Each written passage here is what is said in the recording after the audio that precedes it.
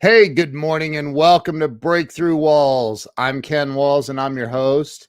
And today I have a rock star on the show. Mr. Cody Lewers will be joining us here shortly. So stay with us and share this out. You're going to love this guy. Hang tight.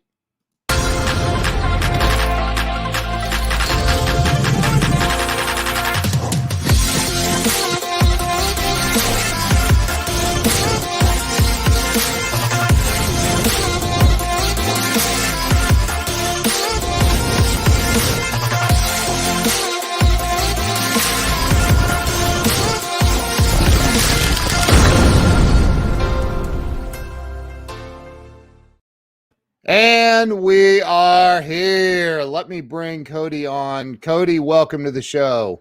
Hey, thanks for having me, Ken. How you doing? I'm doing great, man. It's great to have you on. We have Brett Williams watching. What's up, Brett? Hey, Brett. How you doing, man? So, hey, share this out. You guys aren't going to believe what this dude does, what he knows. His experience is insane. So share this out. So Cody, I started this show it's been almost 3 years exactly. Wow. That I started this, and dude, I have heard some amazing stories. This is your life story. It's, how you've overcome the hard times and what you did to get through them. And, I want to, hey, Darlene, I want to start with where you were born and raised. Why don't you tell everybody a little about yourself, where you were born and raised? Sure. So I live in Scottsdale, Arizona, and I'm actually a third generation Arizonian on both sides of my parents. And the reason I say that is because most people that live in Arizona are transplants. It's rare to be a native Arizonian, let alone a second or third generation. So wow.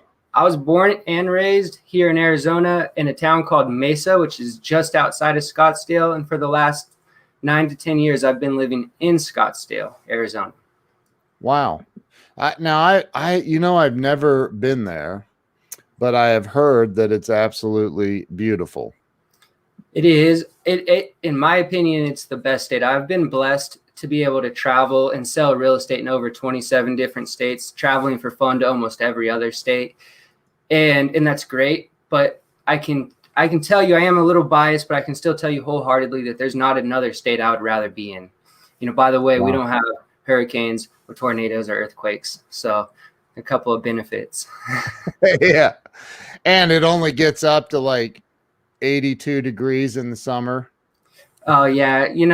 It's like sticking your head in an oven is what we say. It's a dry heat, so it's not I that. know.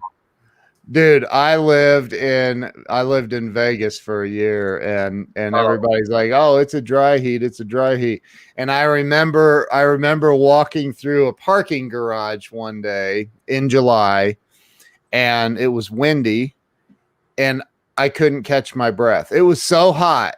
It was like somebody holding a blow dryer right against your face. Totally. I was like, I can't breathe. Totally. It'll take your breath away. But the good thing about it is when you go find a shady spot, at least it drops a few degrees. I sell a lot of real estate in Houston, and when I'm there during the summer, it is like you can't get a break from the humidity. So yeah, dude, the like you couldn't wear that shirt in Houston. It would look different right now, that's for sure. It really would. It's the truth. And here in Ohio we have that, man. It's so humid, it's ridiculous. So totally. But so you grew up in Arizona, which is like, yeah, you're right. I don't think I know many people that grew up there. You grew up there, and that's where you went to school and high school and all of that was in where? In Mesa, Arizona. Yeah, Mesa. I was really blessed. I grew up in a beautiful part of North Mesa. I went into a high school called Mountain View High School, which they actually wrote a book about our high school, and the title of the book was Accepting Excellence. So it was a really good write-up of our neighborhood. And I told you I've lived in Scottsdale the last 9 or 10 years, ever since I got home from living in East Hampton on an internship.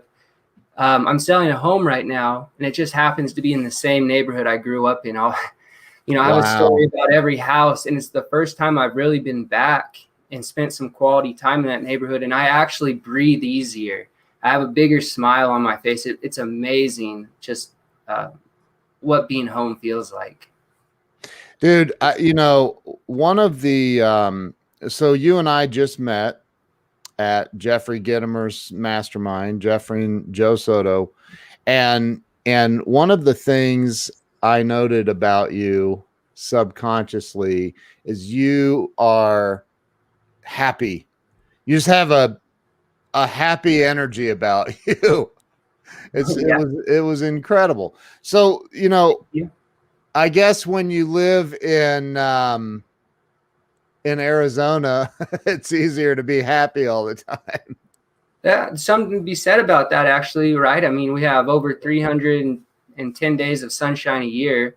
Last year, I believe we had less than 15 days of rain, right? Wow. Opposed to Seattle, where it's the most depression going on because all you have is doom and gloom. So that's true.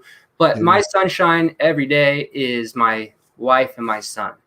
And that's awesome. I'll save my story on how I met my wife for later on the show. You'll like it, though. Yeah.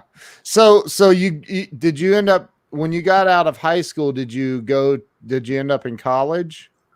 I ended up in college a couple of times. Yeah. Did you graduate? I didn't graduate. It was the best 7 years of my life, though. 7.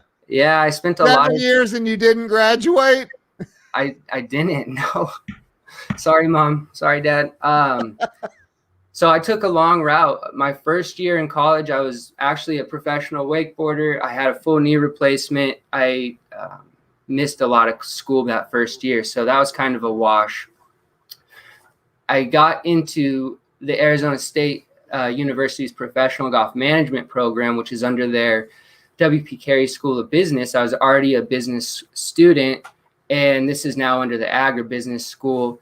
And I thought, hey, I need to rehab my knee. I like to be athletic. I was an athlete my entire life. I was a 3-sport athlete in high school.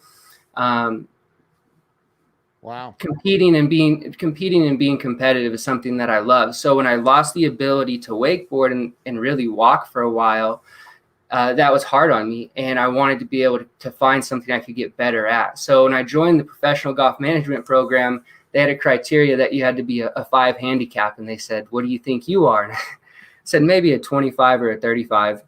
And anyway, I played 2 rounds of golf a day in practice for 2 or 3 hours on top of that for 6 days a week for the next 3.5 years. And by the time I was 21, I was a +2 handicap. So I got a lot better at golf.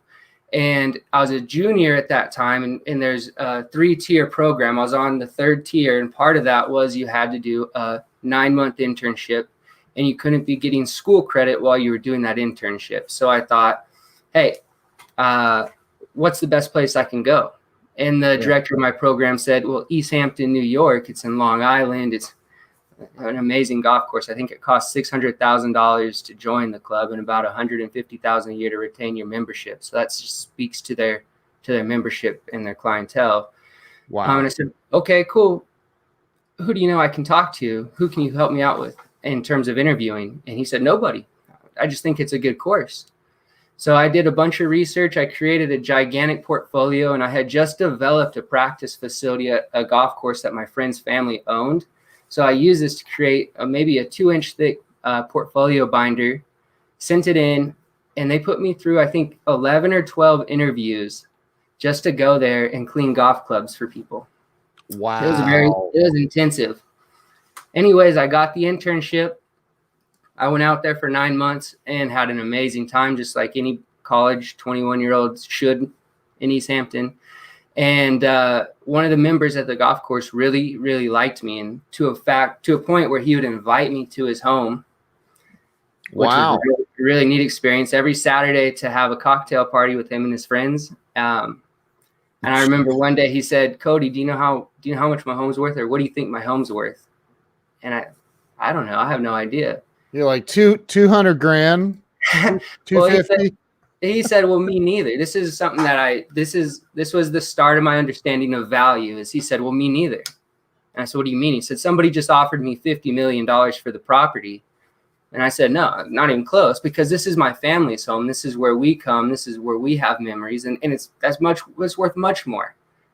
And this is when Oprah's house just sold for $50 million, breaking a property record or a sales record. So that just spoke volumes to me. And that was a great experience. And this guy said, you're never going to make any money in the golf business. Flew me to New York City to meet with him at his office and gave me a path. And when I got home from New York, 72 hours after I landed in Arizona, I got a call from Blackstone Capital, which is one of the largest private equity firms in the world. And they said, we're supposed to interview you and give you a job. So that's how I started in real estate. Blackstone Capital, like I've heard of them, but are they're in real estate?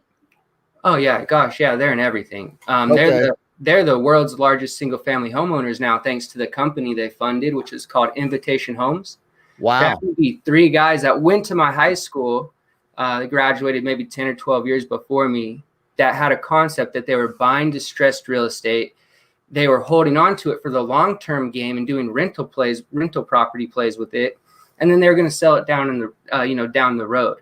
Well, when I joined their team, they had about 115 homes. And 4 months later, we were funded and we had deployed $14 billion and bought 48,000 homes around the country. And it was absolutely amazing.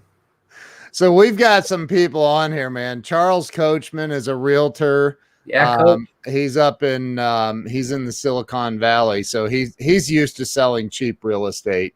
Yeah, right. I'm kidding. My wife's watching. Hey, so there's Jill. Hi, Jill. Oh man, we had a great time out in Charlotte, didn't we? Yeah, we had a great time. I wish I didn't have to leave early, but I had a birthday trip planned and. Yeah. Oh, happy birthday. That's right. Your birthday was yesterday, day before? It was on Thursday, but I got your box, by the way, with those brownies, and oh my gosh, those are the best brownies I've ever had. Those were amazing. Aren't they good? Awesome. Thank you. Yeah, you're welcome, dude. Yeah. So, okay. So let's back up. Mm-hmm. I have a couple of questions. First, I want to know, because I think I truly believe that people end up on a path in life as adults because of somebody else, a parent, a teacher, is there anything you can recall or like comes to mind from childhood that kind of maybe helped pave your path that like you immediately went, yeah, it was my dog or my Yes, for sure, for certain. My dad you're getting a call. That's all right, I'll take care of that. Sorry. My dad's my hero. I look up to my dad. He's everything to me, and he used to always tell me, and you can sell ice to an Eskimo. And I didn't know what that meant at the time. And he also used to always tell me, you know what, as long as you enjoy what you do, you'll be rich, you'll be wealthy, and you'll be happy. So you could be the richest janitor in the world if you want to be, as long as you like pushing brooms. And so I've taken that to heart, where I didn't need to follow a traditional route. I didn't need to graduate and get a 9-to-5 job to do what I like. As long as I'm enjoying what I'm doing, I'm going to be good at it. And if I'm good at it, I'm going to be profitable at it. So it's like Deion Sanders says, you look good, play good, pay good, right? Yeah. Same concept. And then the other thing that I was blessed and privileged with is, besides a great father, is a great mother who's the smartest and toughest person you'll ever meet. But she can speak to the president of the United States the same way she can speak to the janitor of the White House. And she'll do that every time. And I think that's such an amazing gift that she has. And I was blessed to receive that gift. I think it's extremely important to give your full attention and your full heart to everybody. Not one person deserves less of you or more of you. Dude, that's awesome, man. That's awesome. So you get back from New York back to Arizona, and were you living in Scottsdale at the time, or? When I got home from New York, I came out here. Prior to that, I was in Mesa. Okay. So you came back from New York and moved to Scottsdale. Mm-hmm. Correct. Okay. And did you go to work for Blackstone? Yeah. So I was working for their Okay. subsidiary, Invitation Homes, and so Okay. that's kind of why I didn't finish college. My mom and I were just talking about this yesterday. She would call me on a Tuesday or a Wednesday evening and be like, "Hey, can we cook you dinner? Would you like to come over?" And I'd say, "Mom, I'm in Atlanta," or I bought some real estate in 17 different states. So she was calling me all days of the week, and I would be in a different state. She said, "How are you doing your schoolwork?" Well, I'm not. She didn't even know you dropped out. Well, I didn't drop out. I mean, I gave it the old college try. I just didn't make out. It just didn't. I didn't get passing grades. Oh, so you got kicked out. Yeah, You were asked to pursue something else. correct. Asked me Wow. to come back. Yeah, Wow. it's That's okay. awesome, dude. I love stories like that because I know you're killing it now, man. So you get into real estate. Talk about that. How do you go from there?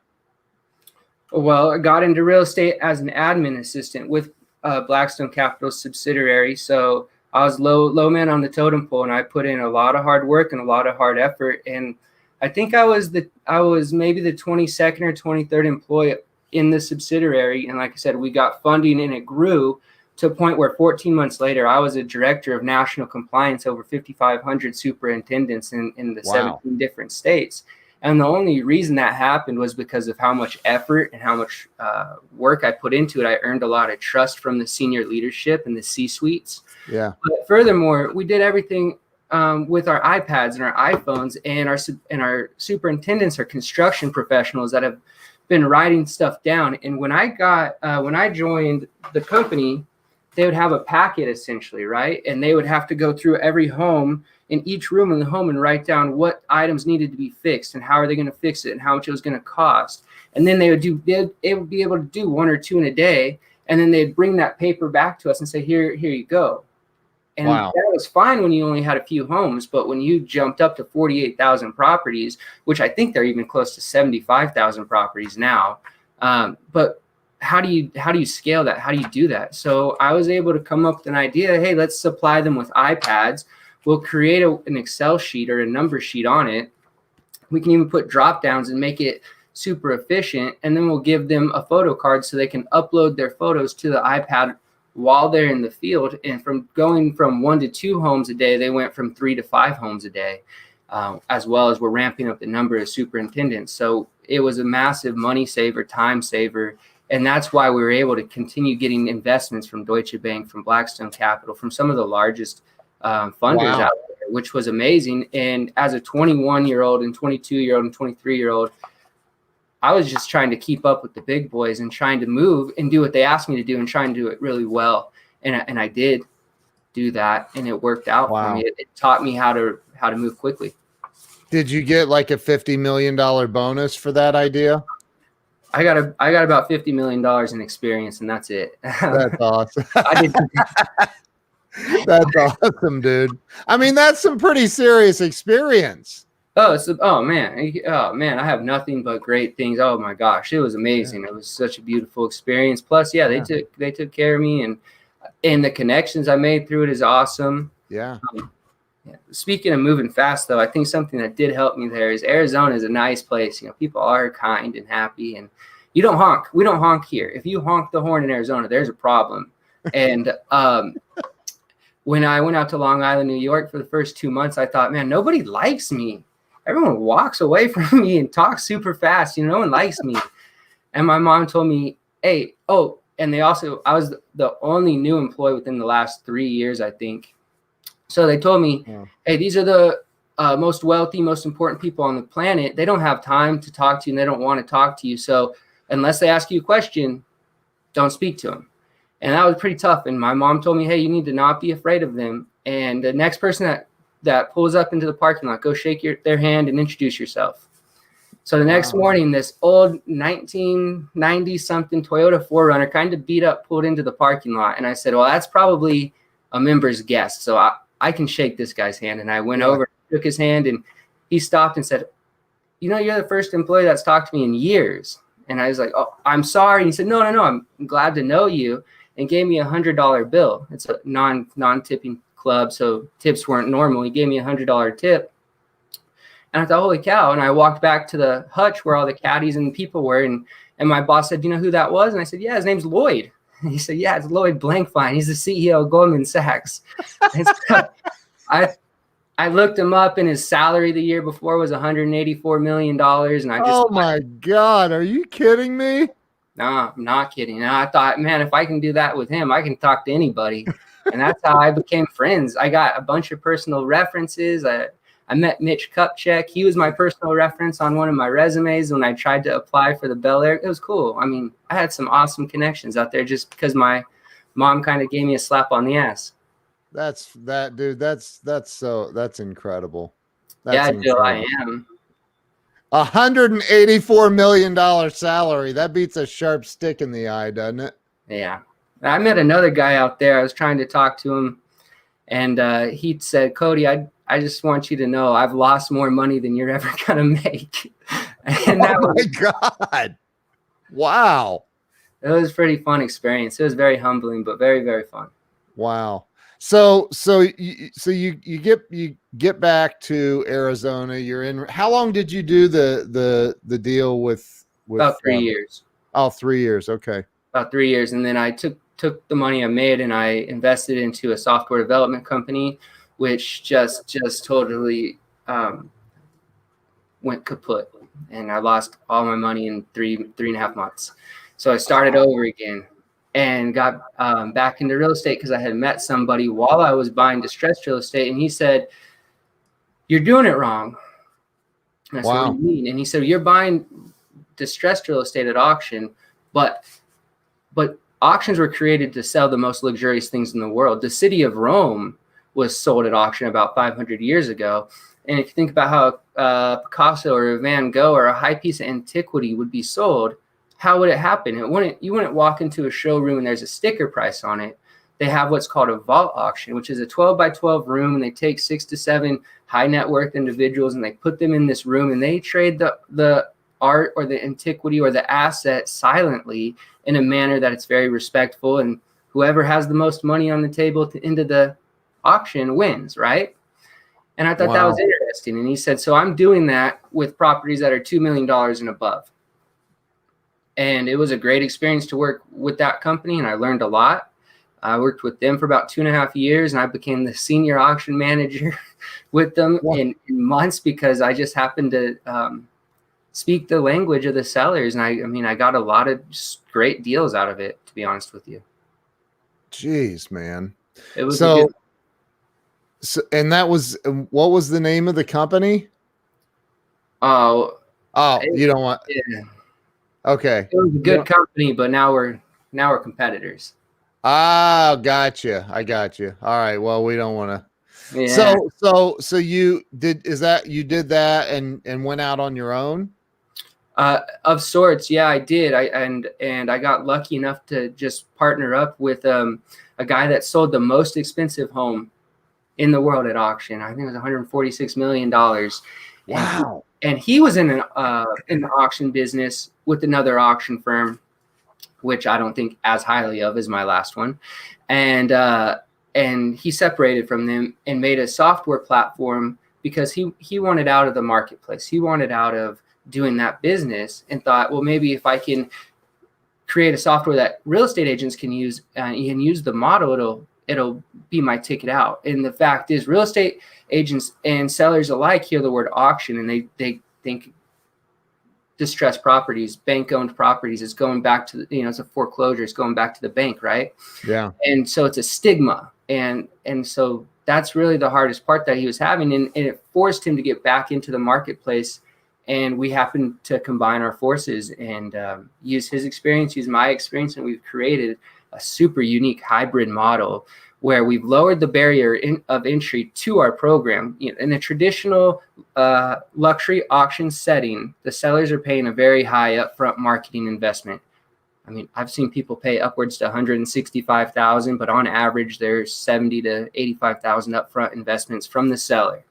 Wow. And that's the cost to market their property. On top of that, the buyers are going to pay a 10% buyer's premium to the auction firm. So, you know, on $1 million home, that's $100,000. On a $5 million home, that's $500,000. And that's a big nut that the buyers have to swallow that they're not doing in traditional real estate. And furthermore, in order to perform, a lot of times these firms are saying, hey, we're going to need you to put anywhere between $100,000 to $250,000 into our escrow account just to be there bidding. And if you can buy a $4 million, $5 million, $1 million property, you can do it. And it's annoying and it's a hassle and it's almost inconvenient to pull money out of an interest-bearing account just to show somebody that you want to buy this house. So we removed that obstacle. We lowered our buyer premium from 10 to 2%. So we cut it by 80%. And we've eliminated the upfront seller investment for marketing, which has done so much for us because it's higher volume, it's higher traction, and it's more participation, which is exactly how you define the market value. You don't define the market value with one buyer competing against the seller or one or two or three buyers. You do it with multiple. So Charles is asking, was that in the time of the REOs? When I was with Blackstone, yes, sir. Buying lots of them. What's an REO?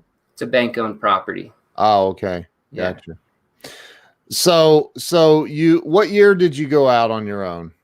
2018. Okay. So, wow, just 3 years ago. 3 years ago. Yeah. Maybe. Wow. Yeah. Into 2017, probably first quarter 2018. So yeah, about 3 years ago. So you, at some point, and I have heard a version of how you met your wife. At what point did you meet your wife?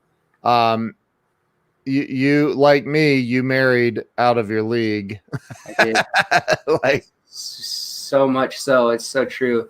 Yeah. I met my wife when I sold her parents' home in Houston, Texas. And so I met her parents in February and I walked through their property and I remember seeing a bunch of their family photos and seeing my wife's picture and thinking, wow, like that, she's cute. Yeah. Can't say anything though. And fast forward to May, I sell their home. It's a 5-week process. I show their home for 4 weekends while I'm marketing it for 5 weeks. So the whole campaign that I'm at the actual property, I never see her in person. Her stepdad's 6'10", 6'11" tall, super type A personality. Her mom's very petite and cute. So it was an interesting, I'm being spoken to very softly and sweetly and then very aggressively by this tall person. So I was already going back and forth. Anyways, I told them their house was going to sell between $2.8 and $3.2 million. In 4 weeks, I did 324 showings. I had 9 people registered to bid. And I ended up selling the home for $3.25 million. The highest priced home to ever sell in that community ever was $1.56 million. So I basically doubled that. And I did good. And they said, hey, thank you. And you did good. Can we do anything for you? Can we help you? And I said, actually, yeah. That girl in the picture. I saw your daughter in a picture and I think she's cute. I'd like to take her out. And they text me the next morning at 6 a.m. Her stepdad texted me and said, hey, were you serious? And I said, yeah. And he said, give me a minute. And a couple hours later, I had a date set up with her. And oh, my God. Little did they know, 3 months later, we'd be engaged and pregnant. But hey, it's the way that the world spins. It's the way the Lord works. And that's what happened. Wow. Dude, that's so awesome. What an awesome story. So your bonus was a date with their daughter. Yeah, people keep calling it a bonus, but for some reason I thought you were supposed to get paid with those, and I keep spending money. That is so funny, dude. Yeah. So you so talk about some of the stuff that you that you're doing that conventional real estate? Because I found you talked a little bit about it, and look, I'm not in real estate, so some of it was a bit foreign to me. So explain it so the lay person who doesn't understand real estate, explain it so they can understand. Yeah, for sure. They meaning me. I understood. So in traditional real estate came about in the United States in the early 1900s. But if you look at how people in Australia or New Zealand sell homes, it's called on the green or on the lawn.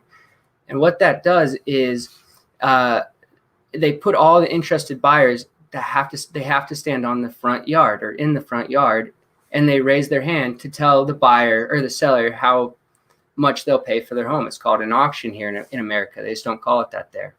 Anyway, in America, we said there's a better way to do it. We're going to get attorneys involved because then we have to pay them, and we're going to have title companies involved because we have to pay them, and we're going to have real estate agents involved for security.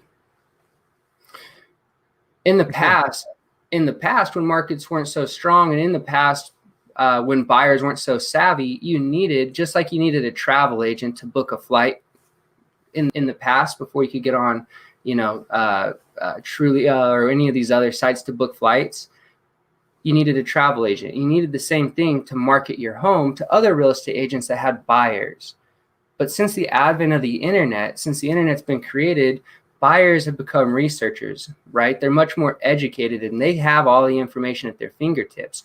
So there is no need for that middle person anymore, because you could go and sell your house for sale by owner and put it on Zillow, or you could hire a real estate agent that lists it on the MLS and it gets syndicated to Zillow. So everyone's going to the same spot, essentially, not just Zillow. I'm not advocating them. I actually don't like them. It's just the commonplace. Right. But that's what's happening in traditional real estate. Again, in Arizona, the market is absolutely insane. So homes are getting multiple offers. And I'm talking like 20 to 30 to 40 offers. Wow. And it's of my experience that traditional real estate agents don't know how to handle that situation because they're not used to it.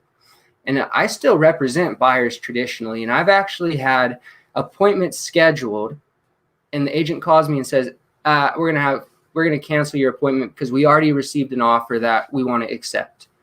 Or please do not submit an offer because we've already received too many.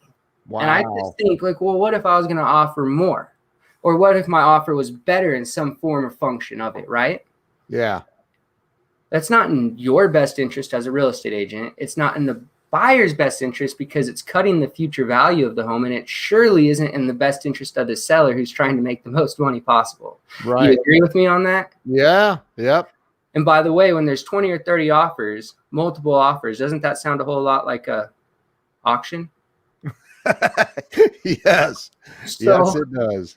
So we've created a platform that shines a spotlight on a property, because this is the only property that's going to sell for the best and highest offer on this price, and you're the market. So we're not demanding you spend this amount of money. We're actually asking you to tell us how much is this home worth. You get to be the judge, number one. And number two, we're establishing an arena that the buyers have to compete on against each other rather than negotiating against the seller. And when you're competing, you're going up. When you're negotiating, you're going down. So this gives the seller the best opportunity to drive the price as high as possible. But what about the appraisal? What if it appraises at $2 million and the auction's at $2.3 million? That means the buyer just has to cough up the cash. Yeah. So when we're talking luxury properties like that, what you'll really find is that most people are spending cash up front, and then they're going to go and pull the money back out afterwards in a refinancing deal. They'll restructure it that way because they can make more money in the market with their money invested. Yeah. But if somebody is getting a loan and it happens to be that case, they're going to have to come up with the money because our sales are as is and no contingencies. They have to put $20,000 in non-refundable money into our escrow account as earnest money after the auction once they become the high bidder, and they have 24 hours to do that. If for some reason after that 24 hours their funding falls through or something changes, they give that $20,000 up. So because of that, we have a lot of teeth in our contract. We don't have any fallout in our program. We don't have to worry about buyers having buyer's remorse and backing out. We don't have to worry about losing any strides in our step. That's what we do. That's incredible, dude. Yeah. How many states? Well, we do the due diligence up front too, which is probably important to mention at that point. But I don't make you go pay $1,000 to get your own inspection. I actually have my seller provide us with the seller property disclosure statement, a home inspection, a title report, survey, anything you need in a traditional sale, including the HOA bylaws and CC&Rs. And I package that up and I give it to the buyers after they've registered, because I want to be transparent. The truth will set you free, right? So communication just helps the process go. And as long as the buyers are aware of that and know that this is an as-is, no contingency sale, this is how it's going to work, everyone's happy. That's incredible, dude. It is. And my wife just said, brilliant. Oh. I agree. Justin Benton's on here. We've got Justin, Dan Altmeyer. My gosh, we got some amazing people on. So Charles wants to know how many states you're active in. So I've had my license in 9 states. I'm active in 3 right now. But the way that I sell, Charles, is, for example, let's say you have a property and you want to introduce this platform.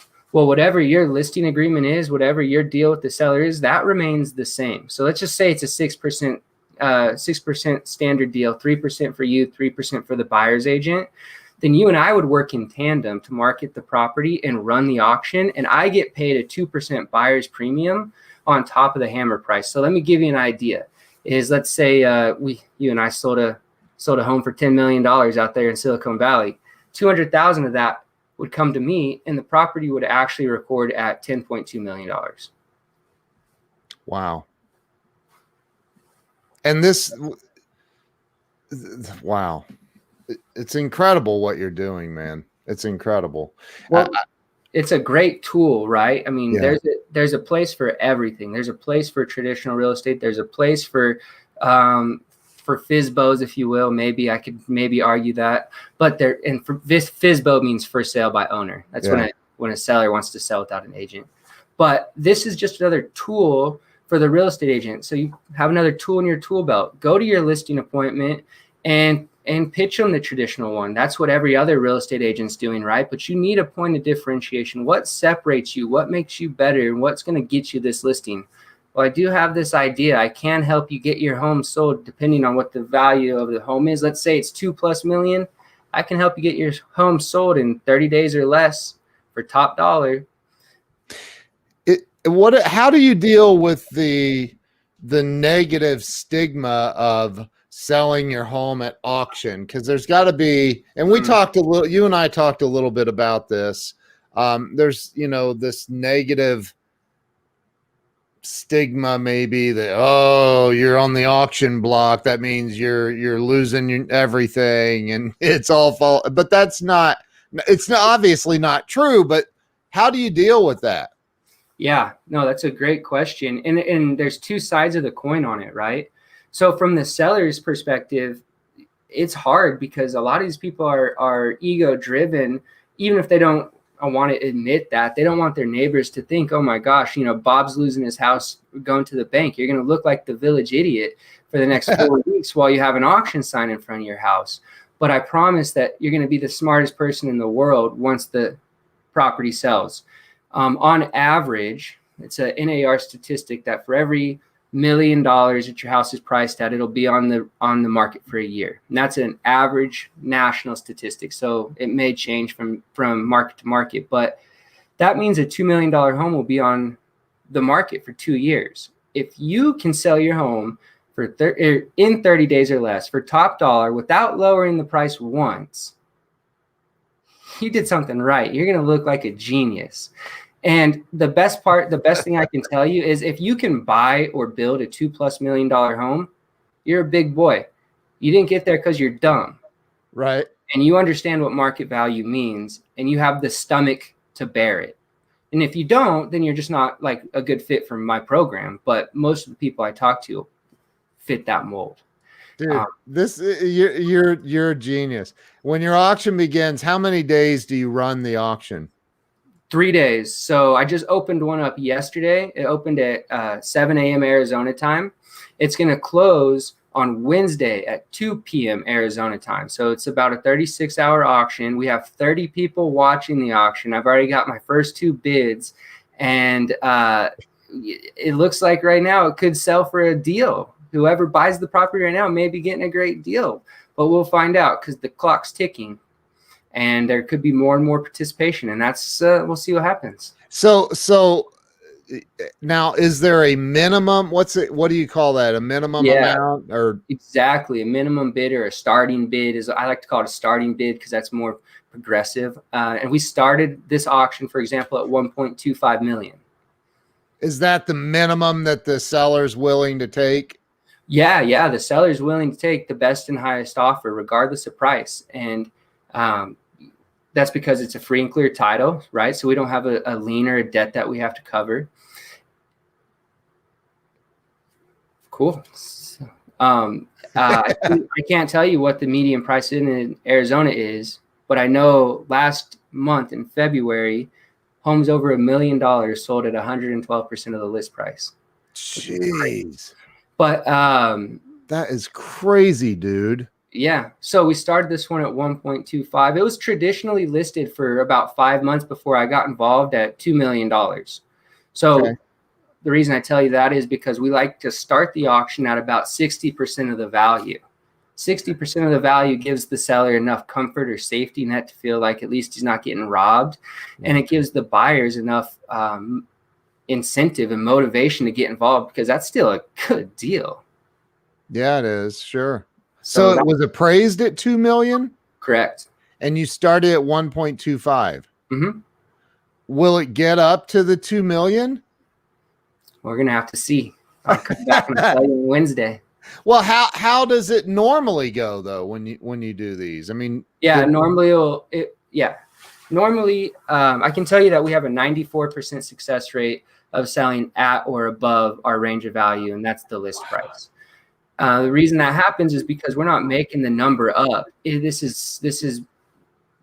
a mathematical equation. It's numbers, and to be in the real estate field, it's not that hard. All you need to know how to do is add, subtract, and maybe multiply.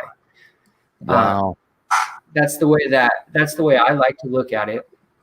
My sister would sell it at around 1.5 million. That's John Morgan. He's the number one impersonator of former President George W. Bush. That's right. I watched that show. That was he's freaking hilarious. Man. I thought you had George Bush on for a minute. I was like, no way. What? Yeah, so did I when I first met him. Glenn brought him on our show. It was incredible.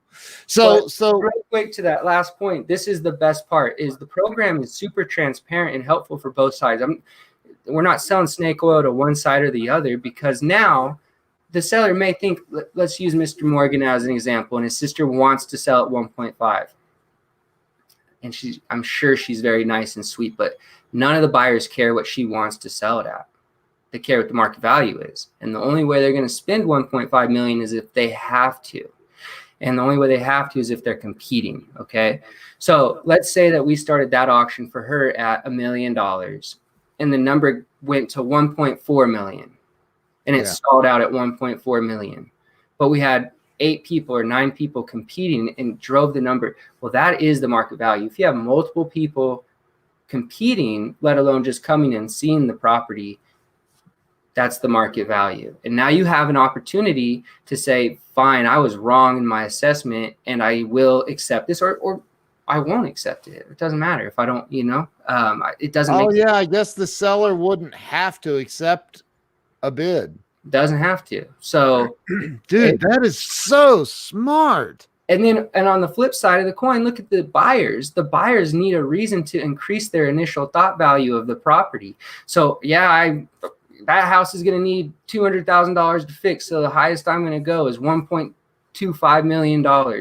And then they go to 1.25 million, and then Ken outbids them with 1.3 million. And they're like, you son of a bitch, I'm not losing this house. Is it worth it? I guess so, because somebody else thought so. So yeah, 1.35 million. That's economics 101. Something is worth what the market is willing to pay, And period. that works on both sides of the table. So it helps the sellers create an actual, a realistic expectation to the price of the market, and it helps the buyers do the same thing. Dude. And he says it with a smile. I love it, dude. That's freaking brilliant. It's brilliant. Thank you. Absolutely brilliant. Wow. I'll tell you this on this one, Earl Nightingale. I've done a lot of reading and studying and things in the last 2.5 years since I found Napoleon Hill's Think and Grow Rich in late 2018. Yeah.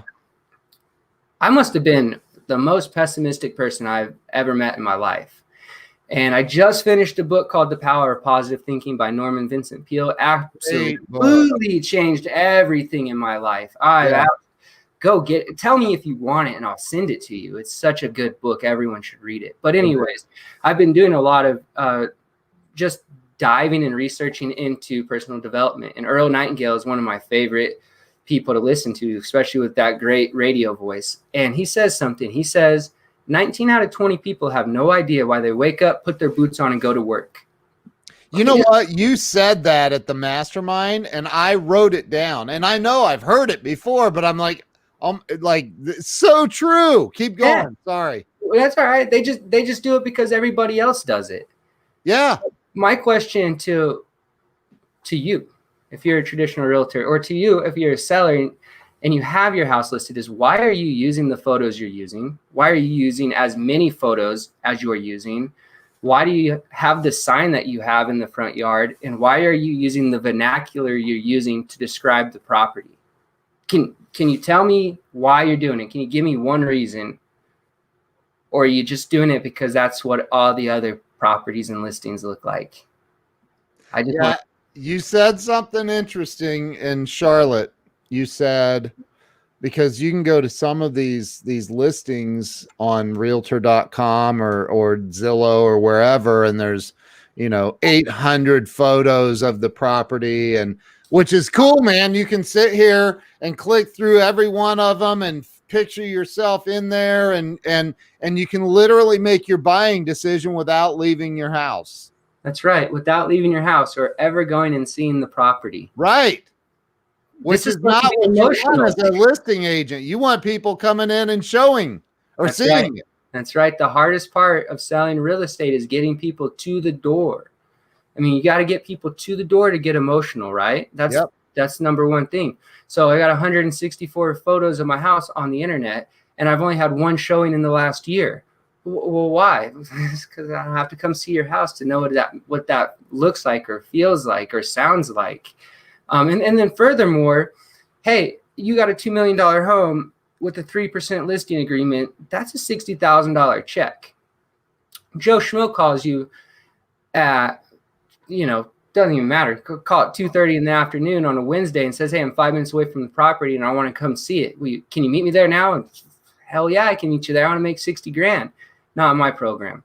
No. We just did the house in Mesa. I just did over 165 showings in 4 weeks. There's no way I could accommodate 165 showings if I was following their schedule. So the way we do it is we show the property Saturday and Sunday from 11 to 3 by appointment and an open house format. So you can come and see the home. Well, my buyer's only in town on Wednesday and Thursday. Well, if your buyer likes the home and can buy a $2 million house, they can get on an airplane and come see the property on Saturday or Sunday. And you know what that does is it controls the sale, because buyers are used to having the bull by the horns, right? They're used to having the contract slanted on the side of them. And now we're tilting the table to have the seller be in control of it, because the seller is the one that owns the asset. The seller should be the one in the power seat. So this is what we're going to do. Not in a rude way, but just because it's economical. And then number two, I want all my buyers to see each other. I want them to see that they drive just as nice as the other. I want this buyer to see that the other buyers drive just as nice of cars as them, wear just as nice of clothes as them, have just as nice of families as them. Dude. Hey, it's going to be a competition. There's a great opportunity, but it's going to be a competition. Dude, it's brilliant, man. Charles wants to know, what's the most expensive home you've sold via one of these auctions? The most expensive I've personally sold is 11.3 million. The most expensive my partner sold is 143 million. And then there's one that's about to close that his old company just sold, and I think it was around 165 million. Dude. Yeah, dude. It's crazy. I mean, 11.3 million. And what were they hoping to get out of that? 10, 5, 11. Yeah. So you sold it for more than they were hoping to get. Yeah. Do you get to keep the difference? That's a good question. No, I don't. I'm kidding. Let me just. This is a good question. Is I've done net listings in the past, and they're fine, but I don't do that because I want my seller to feel motivated to pay me and to participate. And so I've had some real estate agents tell me, when you get into the more expensive homes, you should be cutting your commission because, like, call it a $10 million home. If someone was going to pay me $200,000 to go sell their $10 million home in the next year, I'd take that in a heartbeat. Well, yeah, for sure. But like, what if you could sell it for 10.5 million? Don't you think you should charge more? And by the way, selling a $10 million home is going to take a little bit more effort and upfront resources from you. So you need to collect on your ROI. So you should be charging more. I think you got to partner with the seller and say, look, this is what I'm going to make because this is what I'm going to do. And guess what? If you have a $1 million home or a $10 million home or a $500,000 home, you understand this. I want to motivate the person that's going to make me money. Yeah. That's how I make money. It's unbelievable, dude. Like you're in 100% total control of the entire transaction. And it's amazing. It's amazing. Charles says, so Cody asks those questions, flashes that smile, and you question what the hell you're doing.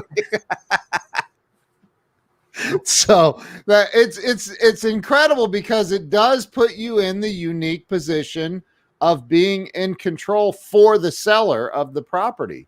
Mm-hmm. Correct. It's incredible. Brilliant. It's a brilliant strategy. Thank you. Appreciate it. I'm actually, like I said, we're running one right now, and it's extremely fun to watch everything happen. And so my seller and I were on a call last night, and of course he's nervous. What's happening? Hey, patience. We have I think 52 hours left in our auction. That's an eternity. In terms of auction. So we just be patient. Somebody asked a question earlier, and I want to, it was Justin said, do most of the offers come in at the last second? Yeah. It's like a pressure cooker. I almost feel like a lot of the buyers don't believe me, or they want to test me, and not me, but the process, right? Yeah. And then once they realize, oh my gosh, there's an hour left, what this does is when you define a timeline that anything's going to be sold on, you create a sense of urgency and you pique the buyer's FOMO. And the closer it gets to the auction period, it's like a pressure cooker in their mind. And they're like, oh my God, I gotta go. And that's when you'll see people register. You'll see people place bids and things happen. Dude, that's absolutely amazing. I mean, absolutely amazing. Charles says it's a true partnership between the seller and Cody Lewers. It is. And the real estate agents too, Charles. We can do it together, man. Look, he's smiling again. It's hard not to when I talk with you guys. This is my favorite thing to do is just go back and forth with you guys. It's incredible, dude. So let me ask you a question. This show's all about overcoming the hard times and breaking through those walls. And has there ever been a time in your life where you couldn't pay your bills, or what's for dinner? Because I don't know if McDonald's value meal is really an option. Have you ever been in that position? I've certainly been in that position, and it was right after I invested in that software development company, and I was super proud and prideful, and I didn't take any wise counsel, and I didn't ask for forgiveness, and I didn't think I could lean on my parents, who of course wanted the best for me and would have done anything. And I remember, this is not something I talk about a lot, but I remember having a hard time, and my mom came into my house and I didn't even have electricity. So, she was crying. She paid for me to have electricity for that month, and things got back on track financially, but that was definitely a dip. Definitely not the hardest dip of my life, though. I'll tell you that much. I mean, I've been blessed with everything, and I'll continue to be blessed. And money's cyclical; it comes and goes. And right now, it's coming, and then it goes as soon as my wife gets a hold of it.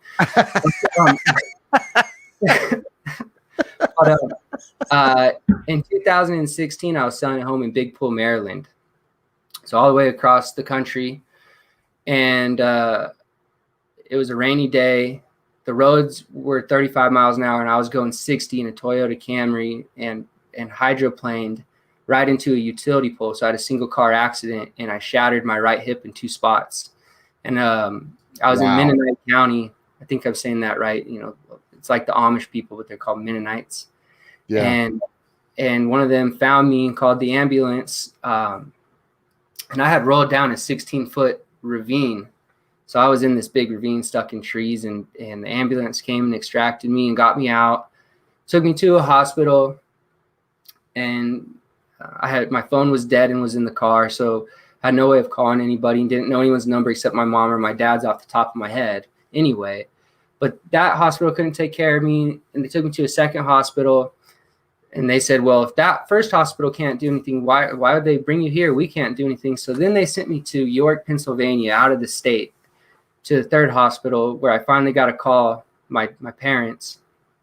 And I remember I called my dad, and I said, hey, Dad, what are you doing? And this was 3 days after my accident. And I said, hey, Dad, what are you doing?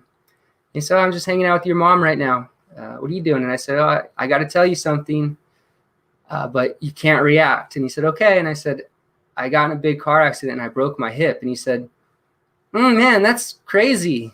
And wow. I said, yeah. And he said, what do you want me to do? And I said, I need you to fly out here. So the next morning he got on an airplane and flew out to Pennsylvania and woke me up and checked on me and made sure I was all right. And then he said, you ready for the hardest part? And I said, yeah. What is that, Dad? And he said, you got to call your mom now. Because, my mom and my dad are married. They're great. But my dad's real calm and comforting. And he talked me through it and helped me. And then my mom came out, and I had surgery out there. I had 2 titanium plates put in my hip, 9 screws. I had a dose of radiation to kill some bone spurts. Jeez. And long story short, I didn't walk for 4.5 months. I was non-weight bearing. I couldn't get out of bed. I had a 2-story home that I obviously couldn't live in with crutches and not walking. So I had to go live at my parents' house in a hospital bed. We rented one for 4 months, and I slept in their entertainment room. Wow. And that's when I sold that $11.3 million house, though, while I was not walking. But on the auction block. But that was the hardest time of my life, man. Couldn't walk, super depressed. Not depressed for any reason other than I just couldn't get out and active. I went up to like 220 pounds, and I had to have a reconfiguration of my thoughts and of what I was doing. And once I started getting better and I could start swimming and stuff, my dad would take me to the country club with them, and we'd do lots of water rehab. And I used to tell him, like, I feel like I'm back in summer camp, like I'm doing my laundry, have food and groceries every day, and everything's awesome. So that was a huge experience in my life, because I couldn't get up and I had to rely on other people, and the people that I did rely on were very reliable. They helped me more than I could ever imagine. And that, wow. It's really a strong way to remind you to be selfless, because they were very selfless for me. In that accident, were you conscious? I mean, did it knock you out, or? Knocked me out. Yeah. Knocked me out. Yeah. I have a big scar on my chin, and Jeez. The airbag came out. So when I came to, my car was leaning over the ravine, and I had, ringing in my head because I just got popped by the airbag and everything. And it was tough. And actually, my mom's dad, my grandpa Bill, he passed away when I was 12. He got in the car with me and talked, his spirit. And wow. He saved me, I think. So. Wow, dude. Wow. Yeah, it was cool. It wasn't cool. It is now. Definitely was a unique experience. Wow, dude. That's incredible. What a story. Holy crap. So what do you think, in your opinion? And I ask a couple of questions. I want your opinion about, what do you think? Yeah, you just gave my wife and me goosebumps. Probably a lot of people goosebumps. So what do you think holds people back from having real financial success in life and real happiness and joy? What do you think is holding them back? Their level of service. Say more. If you want more, all you have to do is increase your service. If you want less, all you have to do is decrease your service. So if you want more happiness, go serve some more. If you want some money, go serve some more. That is the very best answer ever to that question in 350 interviews. Thank you. Thank you. That's a Earl Nightingale. Dude, serve more if you want more. What's that mean to you, though? I mean, because you don't make money until somebody calls you, or you come to an agreement to put their house on your auction, and then it sells. Once it sells is when you make money, right? Which is 3%, I guess, or 6 or whatever, if there's no other agent involved. What I make is elastic, depending on the deal. Like you just said, depending on a lot of variables, the payment's elastic. And you have to increase. You have to increase and also provide just a high level of service if you want to get paid in your job place. But give me 1 second. I'll just explain what my thought on it is. Yeah. Is money is not necessarily real, and it's a necessity, but it's not a necessity for happiness. And the real wealth in the world is happiness. And if you want to be happy, go to a food kitchen and serve some homeless people or some less fortunate people some food, and see how you feel about yourself afterwards. Go help somebody take groceries in. Go do anything you can do to help a neighbor, because everybody's your neighbor according to the Bible, not just the people that live around you or next to you. But go be neighborly and see how happy you make them and how happy that makes you, and watch how happy that makes God and what he returns in your life for living in a way that he wants you to, in a way that the Bible tells you to.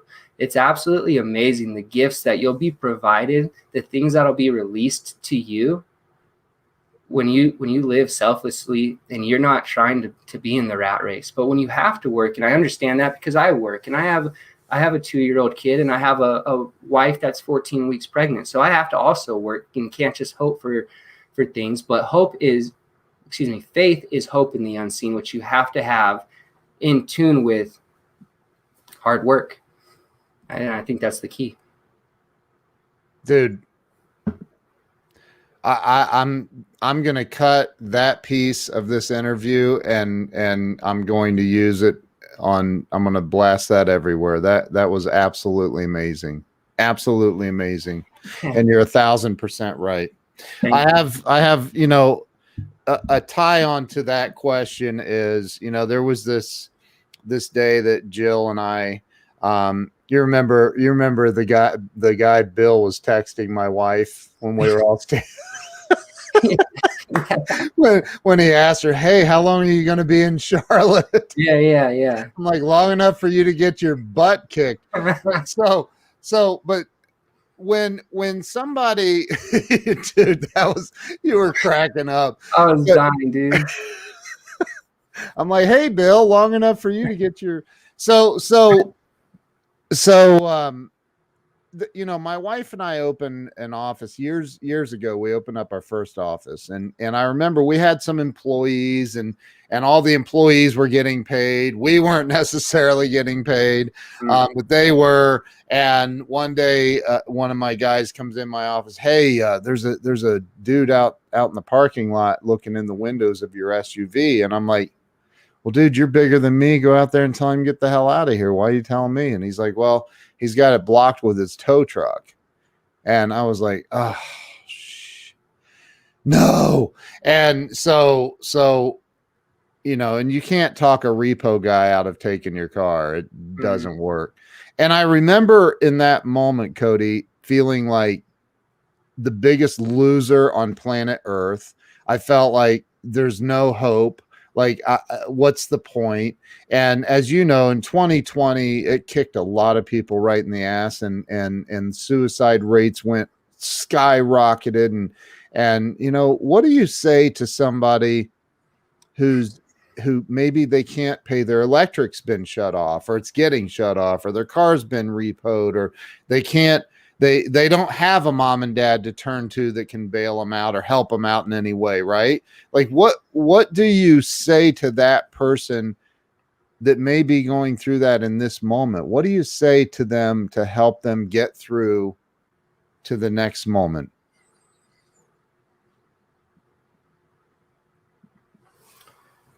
I'll tell you what I would say, but I think it's a lot less important what you say and a lot more important that you're there.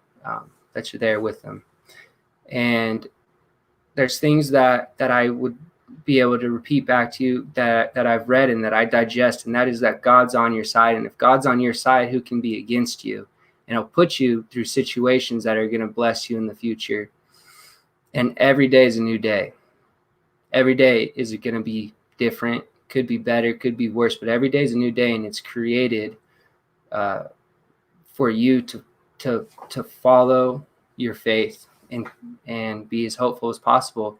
And you have to be renewed, or excuse me, be refreshed by renewing of your mind. And you do that by concentrating on everything that is lovely in this world. So think of the most beautiful locations you've been to. Think of the most beautiful people you've been with. Think of the most generous gifts you've ever been given or have given yourself. And think about everything great. Don't think about everything negative. Don't think about how hungry you are or where your next dollar is coming from, or my phone's ringing and you don't even want to look at it because you think it's a creditor. Think of that as money coming in. Think of that as your next customer. Think of that as your next opportunity. You have to change the way your mind works, because you can think yourself into and out of situations. So if you're in a bad situation, think yourself out of it. You want to get into a good situation, think yourself into it. And you have to do that by refreshing your mind every day, by thinking of what's beautiful. Dude, that's amazing, man. Absolutely amazing. Is all your social media on codylewers.com? Yeah. I just actually launched this new website, and I love it. So I'd love for you guys to go check it out and let me know what you think. But all my social media is there. You can also take a quiz to define your dream home. You have to define your dream home before you can find it. And you can also set a seller consultation appointment with me. A seller strategy meeting is what we call them.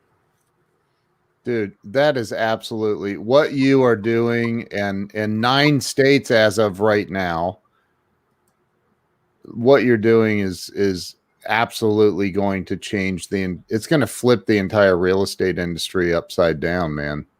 People need to take a different look. Yep, I agree. I think that's what needs to happen. Is there's a restructuring going on, and we're so educated. We might as well continue doing that and figure out a new way to sell properties, sell cars, sell anything. Florida, John, yes sir. Florida would be great. Are you in Florida? Yeah, my family owned a hotel out in Florida in the Keys, so I love going out there. I've sold homes in Coral Gables, Miami, South Beach. So there's your new neighbor. That's right. Doug, hey, Doug, how you doing, man? I love Doug, man. Such a good dude. Such a good dude. So cool. I love spending time with Doug. Cody, you are a freaking rock star, man. I think anybody watching right now, don't even hesitate. Like, you want to reach out to Cody. do it. Just do it.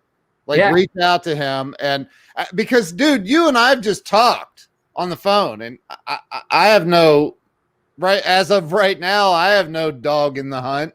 Like, but you know, you've spent time just talking and you know, masterminding, and you're brilliant, man. You're brilliant. So I appreciate it. I really do. And I'm really glad that I got to connect with you, who's the ultimate connector. I really am glad to spend time with you. And yeah, let's find out how to get you paid, man. Let's figure out how to get you in the game. That'd be awesome. Look, ABC, always be closing. That's amazing, dude. You rock, man. You rock. Cody, I thank you from the bottom of my heart for coming on and spending some time with us today. Everybody watching, go to CodyLewers.com. Click on all of his social media. Follow him everywhere. Cody, you are a real rock star, man. Thank you for being here today. Thanks for having me. This was awesome. I'm so happy to be here. Thank you. I'm grateful. So thank you. And thank you to everyone who watched and shared this out. And if you didn't share it out, there's still time. You can redeem yourself right now. Just share it out. Share it out, man. Cody, thank you. Thank you. See ya. All right. We'll see you guys later. Cody, stay with me. I'll see you guys later.